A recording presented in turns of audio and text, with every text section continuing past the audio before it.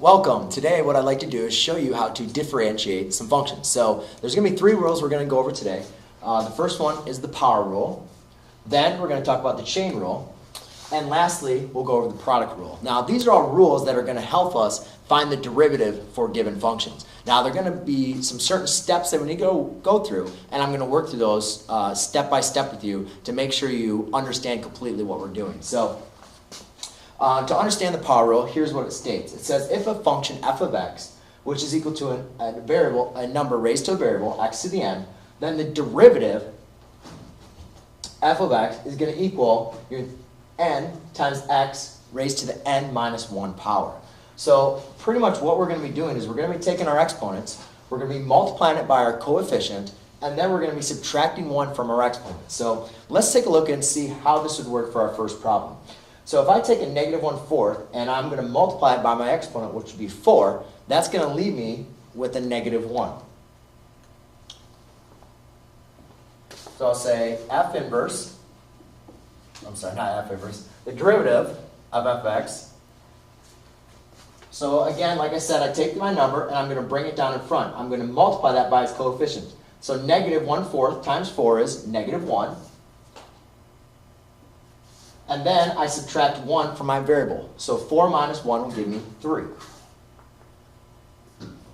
Now I'm going to do the exact same thing with my 3. I'm going to bring the 3 down in front to multiply it by its coefficient. The coefficient here is a negative 1/3. Negative 1/3 times 3, again, is going to give me a negative 1. Then I subtract 1 from 3, which will give me x squared.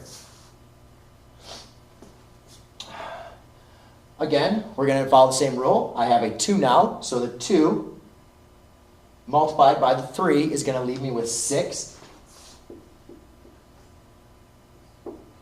And then 2 minus 1 will leave me with 1, so x to the first power. Lastly, what we notice is this 4 does not have an x variable. Well, when you're ever taking the derivative of a constant, if you could imagine that would be x to the 0, what we'll notice is this is actually going to cancel out and leave us to 0. So there is not going to be another number for taking the derivative of 4. So the derivative of a constant is going to be 0. Therefore, my final derivative of my function, f of x, here, is going to be negative x cubed minus x squared plus 6x. So that's going to be the power rule, and that power rule is going to be very helpful for us to be able to find out the derivative for our next two rules, which are the chain rule and the product rule. So the chain rule is very helpful when dealing with functions that are composed inside of other functions. So the chain rule states if I have a function h of x, which means I have a function g of x inside of my other function f of x, to find the derivative, I can take the derivative of f of g of x and multiply it by the derivative of g of x. So when doing this problem, it's really important for us to understand what is going to be our parent function and what is going to be the function within the other function. So up here, I'm going to kind of label what our f of x function is and our g of x function. Here, I notice that inside this parenthesis, I have a function, which is x squared minus 1. I am going to make that, let's see what I wrote here in my notes. I'm going to make that my g of x function.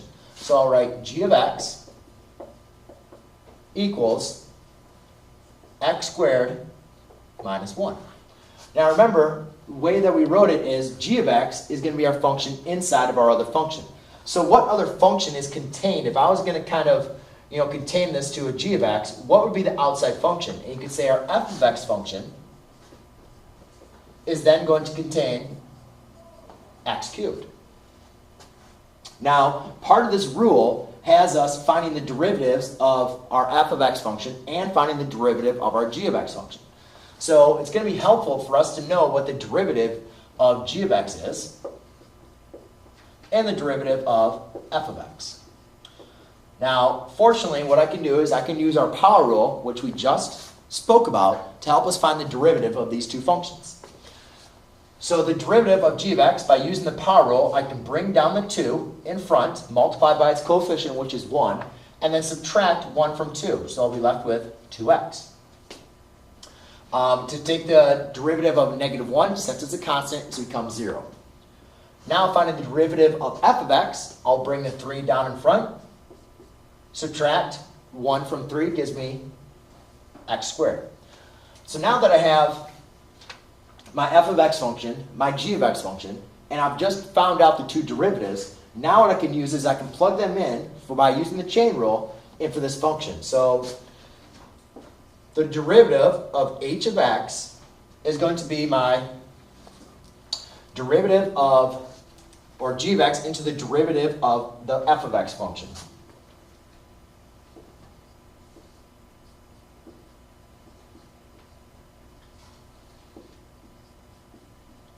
Times the derivative of g of x. So you can see 2x is the derivative of g of x. My g of x is still inside my other function, and now I'm using, instead of the f of x, I'm using the derivative of f of x, which is 3 times your x squared. Now, what we can do is, I can square inside of these terms and simplify.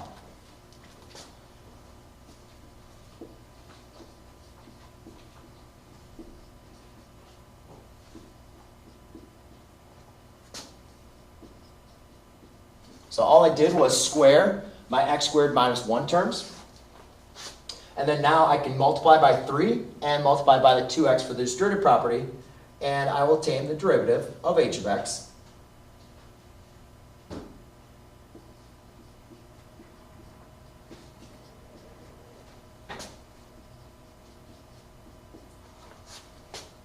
Okay?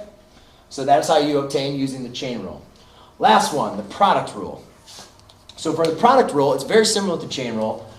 We have an h of x function, and that is composed of two different functions, f of x and g of x. Now, what we're going to have to use is, again, the derivative of g of x and the derivative of f of x. So quickly, I'm going to want to determine what is the derivative of g of x and what is the derivative of f of x. So I'll write the derivative of f of x.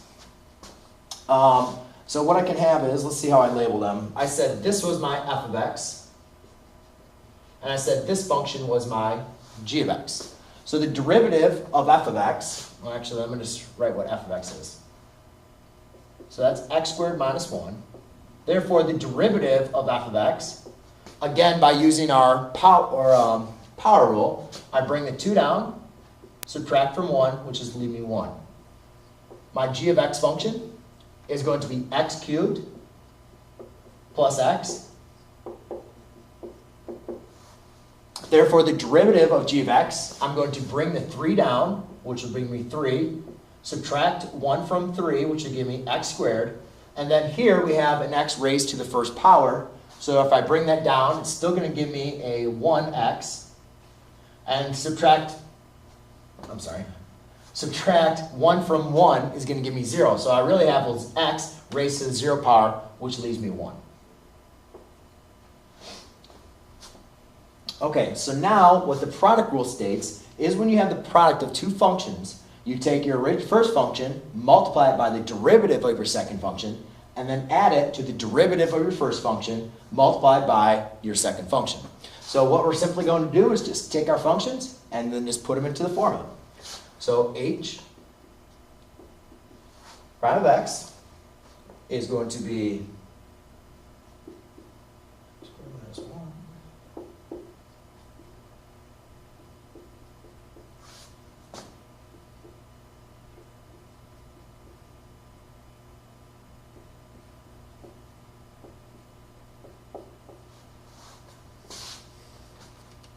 So if I have these two functions multiply each other, adding, then these two functions multiply each other.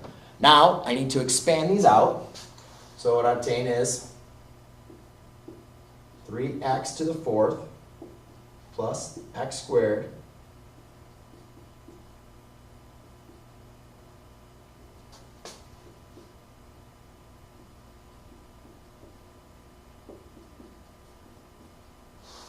plus 2x squared. So it gets very nice and long. And I can kind of put parentheses on here just so you guys understand, you know, these two expanded out gives us this, and these two expanded out gives us this. So now what I'm going to do is I can kind of get rid of my parentheses and I can just combine like terms. So I notice these are both to the 4th power, so I can combine these. These are both to the x squared power. I can combine those. And then my -1 is my only constant that I have. So in combining like terms, I'm left with h prime of x is equal to 5x to the fourth minus 1. So there you go, ladies and gentlemen. That's how you use differentiation for the product rule, the chain rule, and the power rule. Hope you enjoyed. Thanks.